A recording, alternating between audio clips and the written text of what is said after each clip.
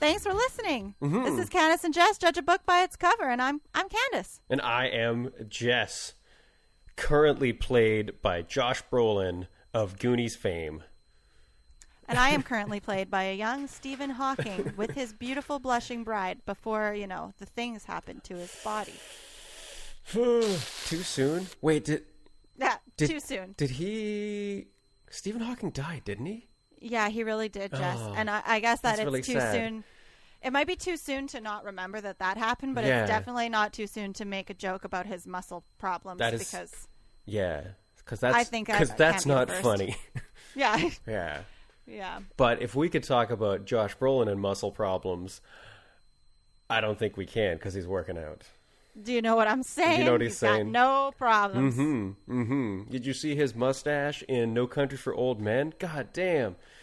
You could put a comb through that mustache and it'll stay there. It would get stuck because he's clenching it with his mustache hairs. He's clenching hard. Hi, this is Candace and Jess, judge a book by its cover. I'm Candace. And I am Jess. And that was the quickest turnaround from a goof into the intro that you'll ever hear. That's just what I'll do every time. Which goes straight into it again. Yeah, every time you have a mulligan, I'll just be like, hey, thank you for listening to Candace and Jess, judge a book by its cover. Jess is now currently having a mulligan, and we all get one at least once a day. Hit that restart button. Rewind. What is it? Rind it, pig boy. Rind it, pig boy. Oh. That was from our first episode, in case you all weren't staying tuned. That Rind it, pig boy will be our first T-shirt. So have you heard about this whole keto diet? Like the ketosis?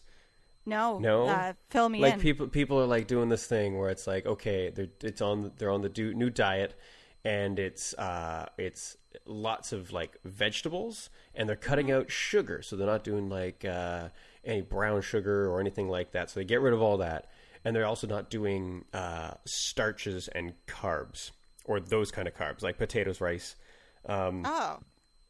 those manner of things.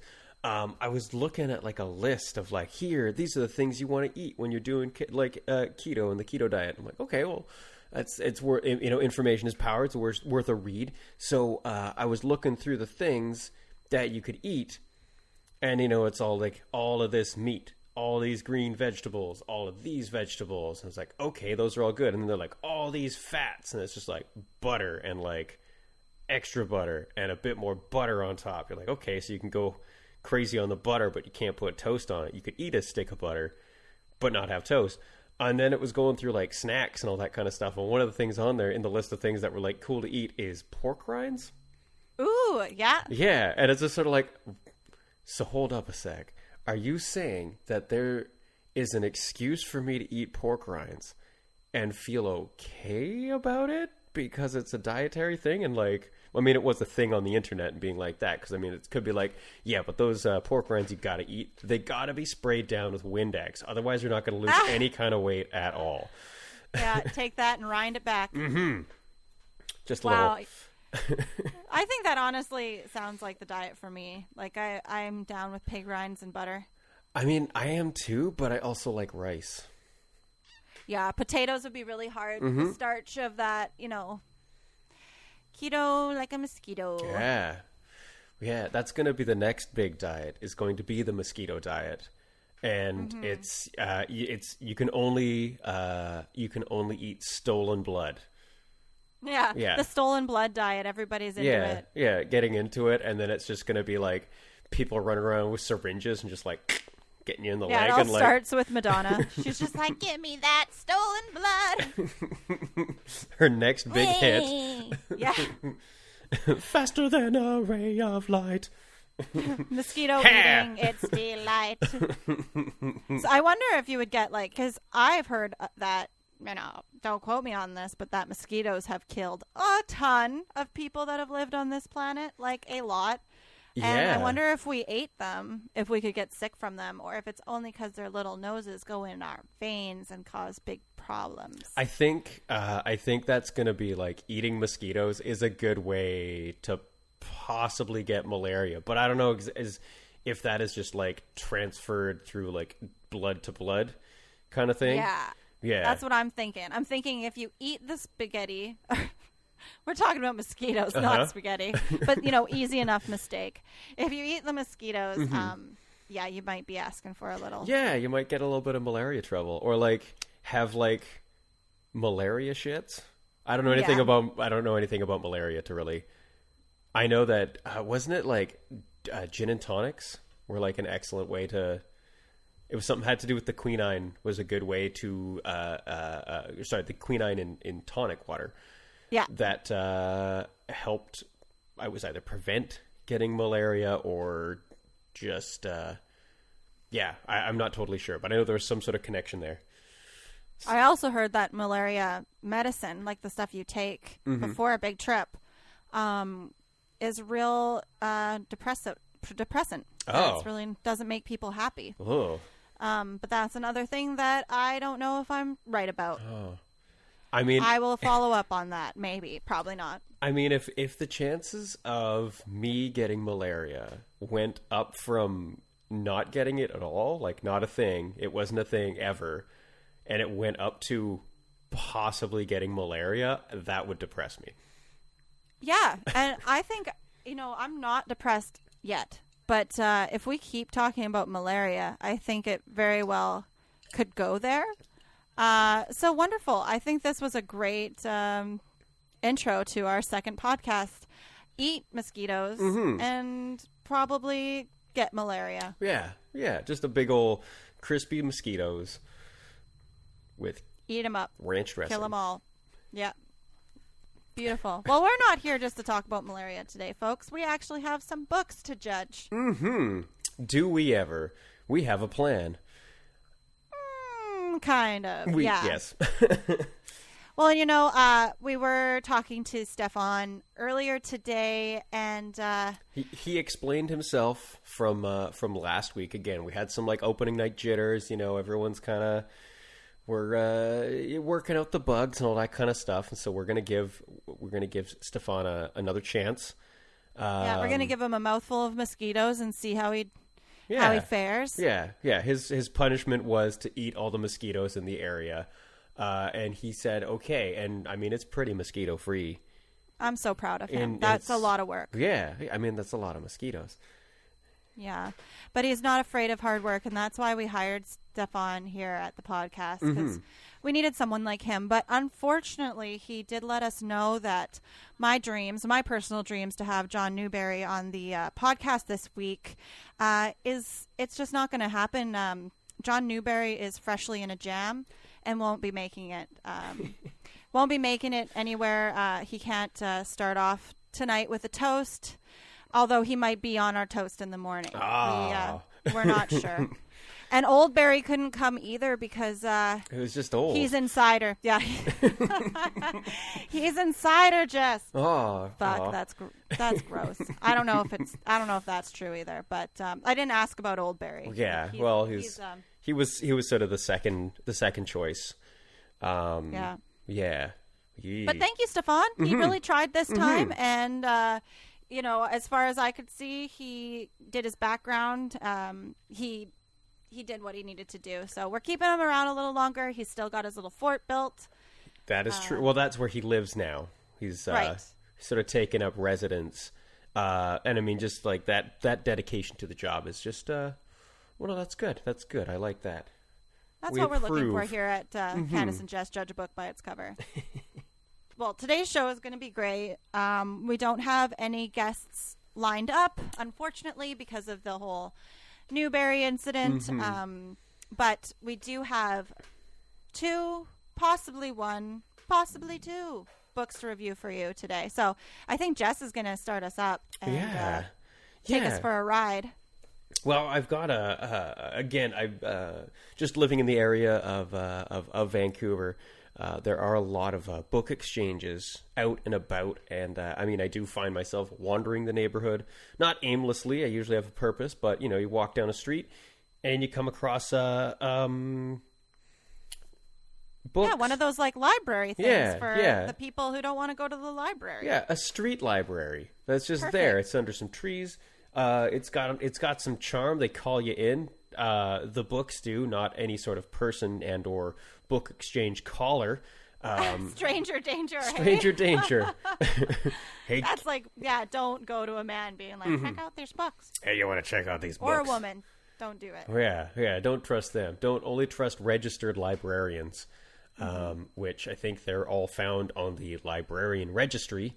Yes. And they have to knock door to door when they move into new areas, and they're like, I am a librarian. I'm a librarian.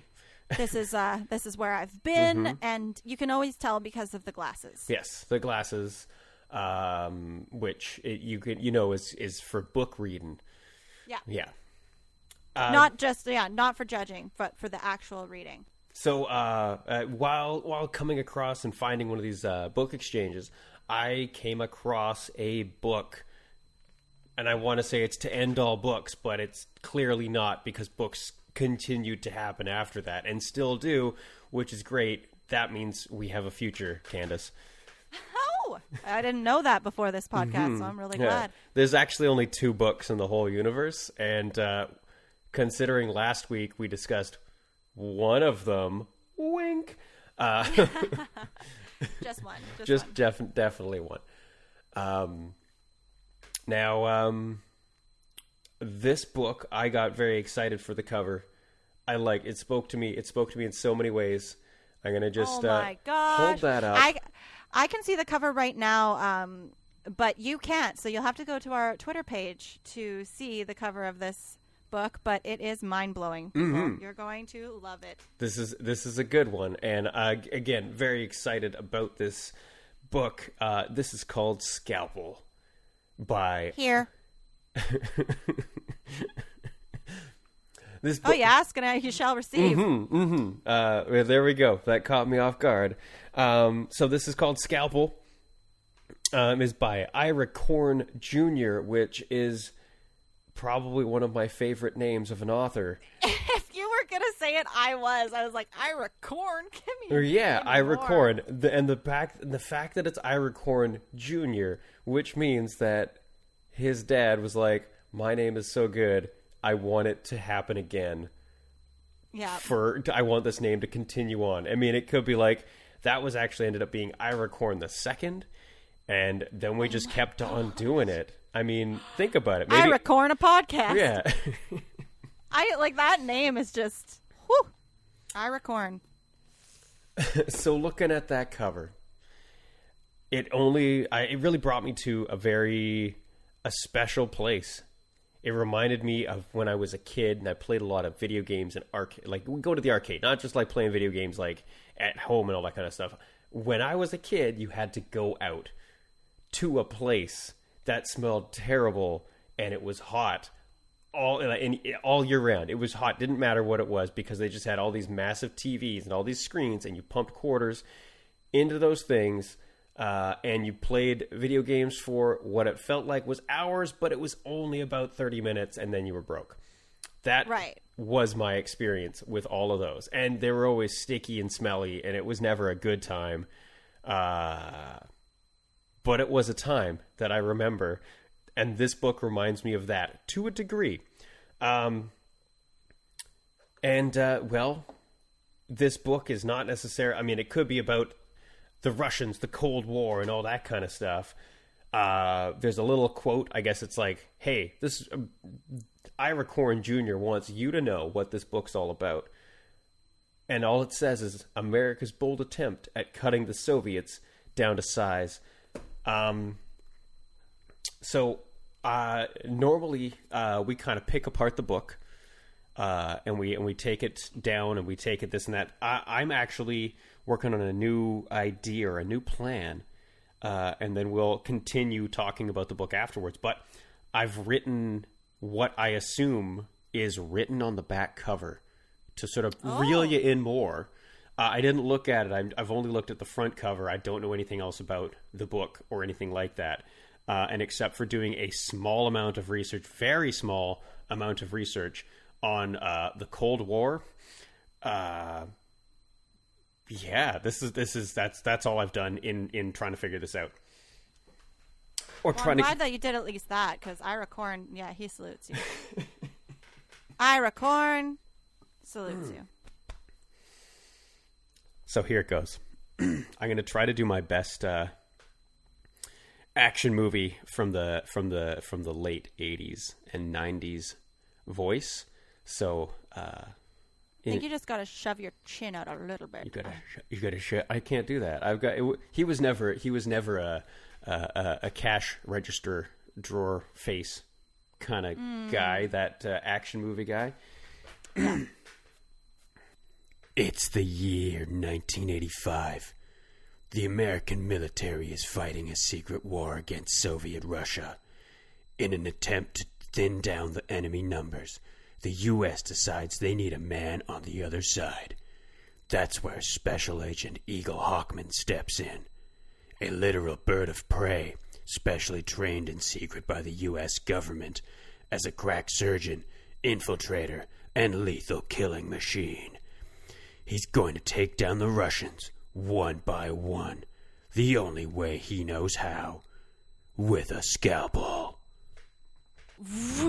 Hey guys, this is just Candace coming to you in post-production. That's right, in post. I had no idea where he was going. He was really flying off my radar, so to speak. I really thought that he was explaining to me what he wanted to do for a bit. So you might hear me going, yep, that's great.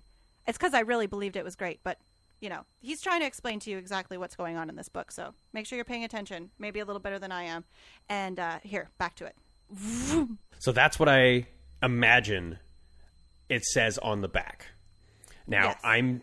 I don't want to spoil the surprise or spoil the illusion and read the back of the book and find out what the book might be about, because I really want to live in this illusion and this fantasy world where they have a literal bird of prey, like an actual hawk or an eagle that is a surgeon and also an infiltrator. So it's in like, it's getting off a train in Soviet Russia, but it's clearly like a hawk, like flying around, like clutching a briefcase or a suitcase, and it just sort of like flies along, and then it's like, gets like a checkpoint. It's like, papers, please. And he's like, ah! And they're like, yes, comrade. And then they take him in, and they just like, he keeps on going, but nobody questions the fact that this guy is clearly a hawk. Yeah. And then, he gets into like the surgery and the thing, and he's like, "Oh, you must save this man." And they go, "That's my terrible Russian accent." And then, it's good. And then it keeps on building that this story is based around the fact that no one can tell that it's actually a hawk. And then right at the end, it's like the big climax scene. He's killed hundreds and hundreds of like the enemy just through surgery, and being like, "Oh, it botched again," and he's all like and shrugs his bird shoulders, and then finally he like whips off his like tiny little mustache at the end, and everyone's like and realizes that he's a bird, and then he just flies away. What a shock. It's a hawk.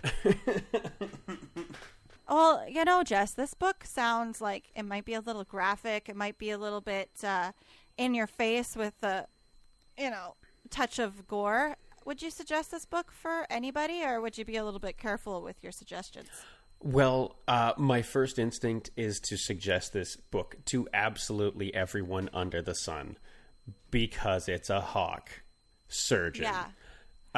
But after those, that you bringing up those points, and it being very graphic, very, very visceral, very real, and in your face, I would probably really only suggest it for people that are into, like history of war, and those kind of stories. And also just a story about, infiltration and that kind of stuff too. So if you like your Tom Clancy, who I assume he wrote those books. It's for the boys. It's for the boys. Yeah, if you enjoy reading books about a birds of prey, you should get into Scalpel. Dig into Scalpel with a scalpel. Jess, is that birds of prey or birds who prey?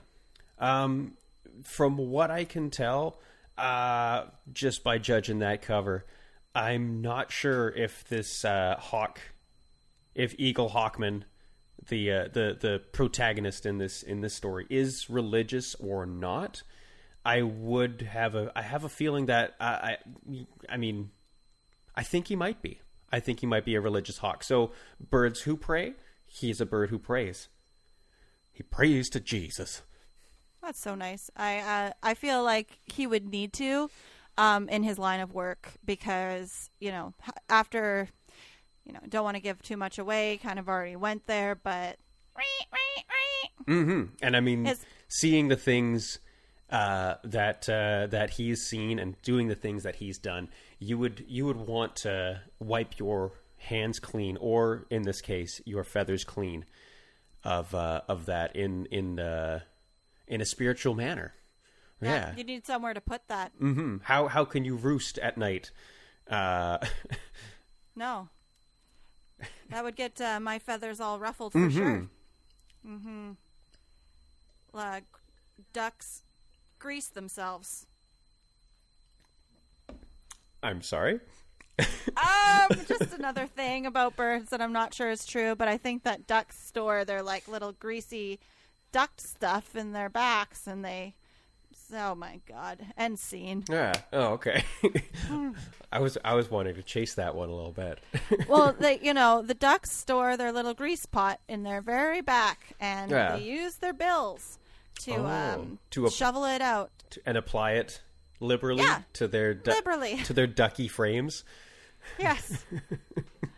Yeah, and I've never seen them like apply it to another duck before themselves, like you're supposed to if the plane's going down. Yeah.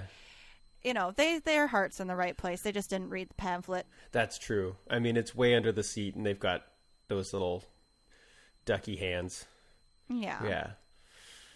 When was this book wrote? Like, when was this book? When did it become a thing? When did it become? When did it become a literary marvel to the world? Mm-hmm.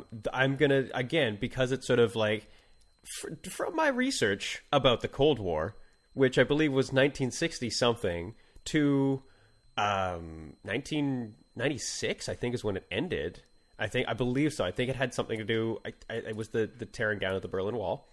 Okay. Yeah, which I remember that. Which was, oh crap, was that 96 or 1989? I don't think it was 89. Or maybe it was. I just was born in 89, and I think I would know that.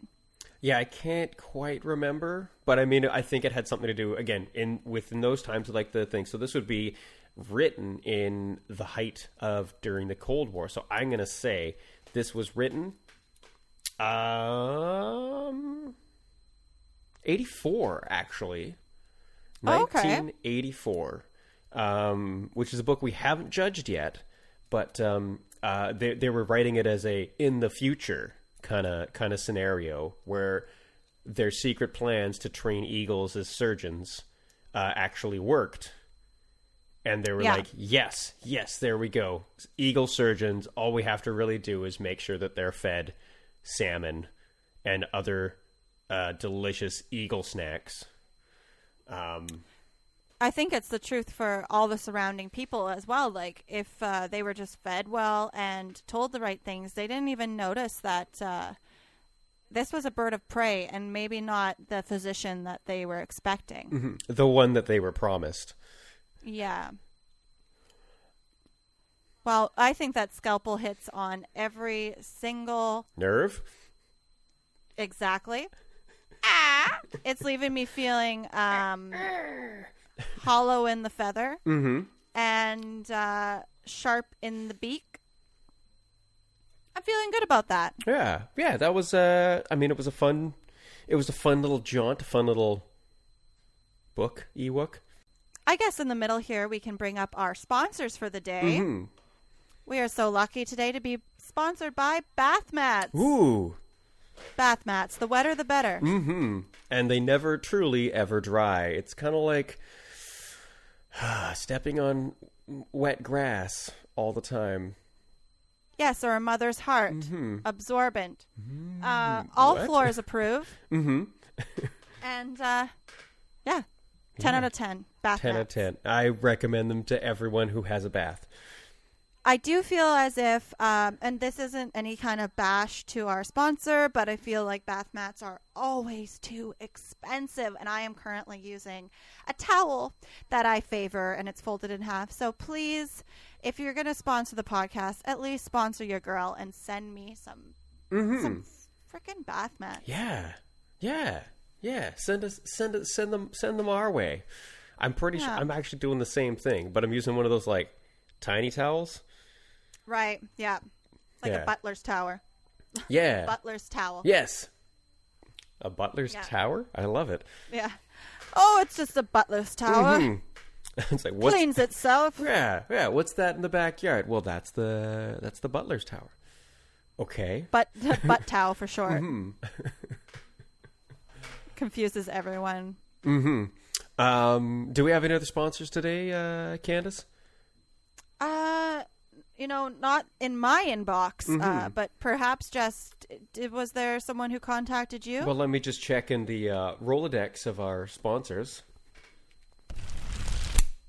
Well, there, right at the end, again, they're back again from last week. And that's, we're going to put a secondary thanks out. We're not trying to saturate the system here. It'll be a nice little quick one, but we'd like to thank ourselves again for continuing to sponsor us. Because without you, this podcast wouldn't exist. So thank you. Yes. Thank you very much. Thank you. Thank you. Oh, shit! Oh, my God. Don't laugh. What is that? What? Where did that come from? I didn't even know we goodness. had... I didn't know we had a window down That's here. amazing. It did unless he came in through the door. I mean, what is that's it's a pigeon. Oh my gosh, it is. It's a little pigeon. Okay, we gotta calm him down. We gotta get him. We gotta secure him. Stefan, get in here! I don't want to scare him. Yeah. Okay, Stefan's gonna be no help. Okay. No, he might have built that window. Okay. For all we know. I'm gonna gently approach him. I learned from a cookbook, a very strange cookbook on how to catch a pigeon. Don't ask. Anyways, okay. Is that why you lit a fire as soon as you saw him? Okay. Okay, I got him.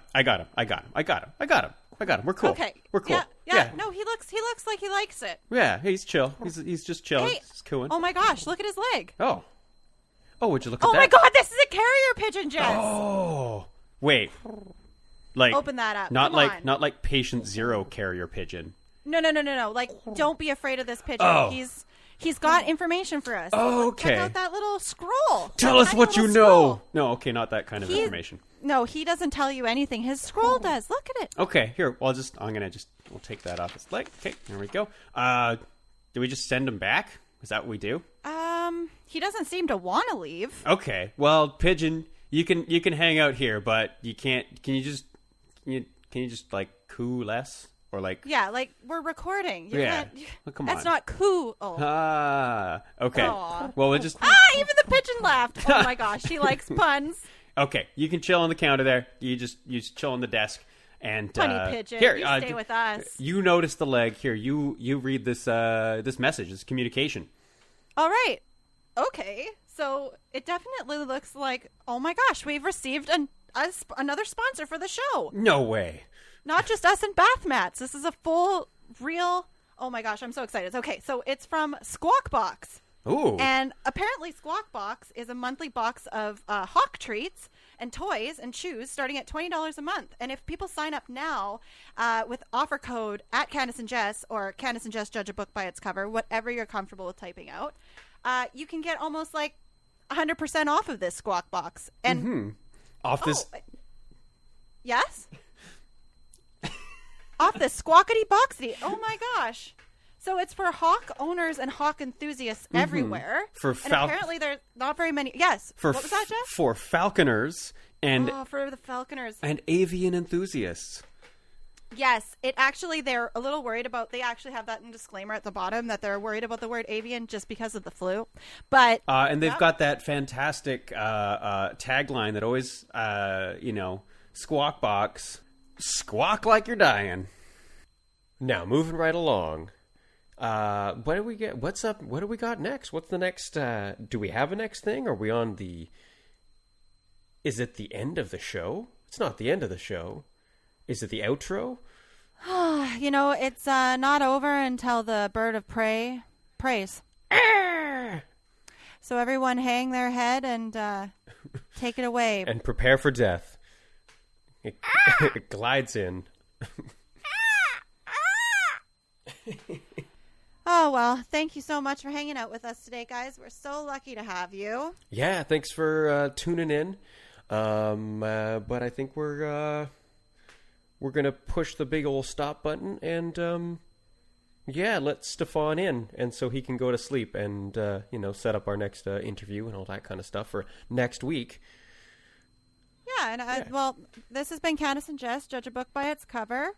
As you know, and also, as you know, please get a hold of us if there's any books you'd love for us to judge or if there's any apologies to be made. Mm-hmm. Or if you just want to say hi to Jess or I. That'd be cool, too. Mm-hmm. We're down to hear from you guys. So until next time, my name is Jess. And I'm Candace. And I just remembered something else that we probably should say after the thing, which is you want to get a hold of us, it's at Candace and Jess on Twitter. Yes. Yeah. Yeah, and in case you didn't hear Jess, who just said this in his normal voice, so you definitely did hear it, but you can get at us at Candace and Jess on the Twitter. Yeah. Yeah? You can be a bird of prey and tweet your night away at Candace and Jess.